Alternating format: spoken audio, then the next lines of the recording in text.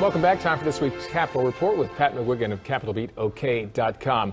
Pat, an old friend of yours, columnist Peter Roff, of U.S. News and World Report, says that nationally, Democrats are hitting the panic button as the November 4th election approaches.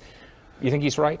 I think it certainly in terms of the U.S. Senate races, that's the truth. Now, it looks like the Republicans could actually lose a couple of governor seats, not including Oklahoma, if the polling data is correct.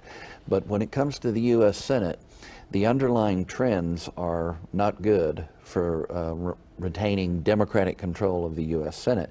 Mitch McConnell, who is the Republican leader, who people were writing his political obit, 3 months ago, he's looking very strong, trending up. Polls are close, but he's trending up, and the lady running against him is having a hard time making her case. The Democrats are scrambling to hold on, even with a moderate conservative like Mary Landrieu in Louisiana.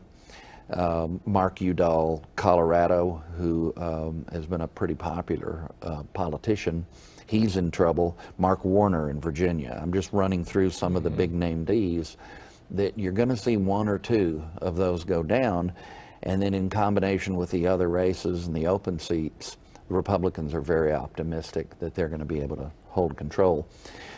Peter points out, Peter Roff, he is an old friend, he says, polling is a pseudo-science. It's a snapshot of time.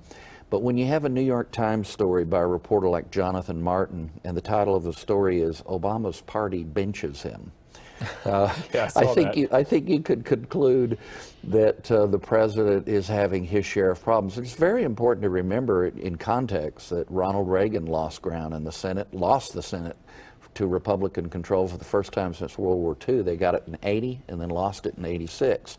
That sixth year in a two-term cycle of a president is always tough. Obama the other day, the president said, "My policies are on the ballot." And the Republicans were promptly using that in advertisements all over the country. So stay tuned. Yeah.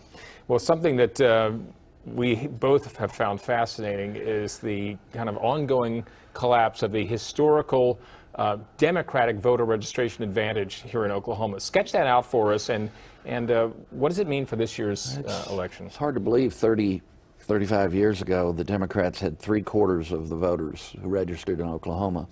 Right now, none of this can be good news for Democrats in general, the trend that's going on right now. Republicans are within about 5,000 votes, according to the October 1st registration figures.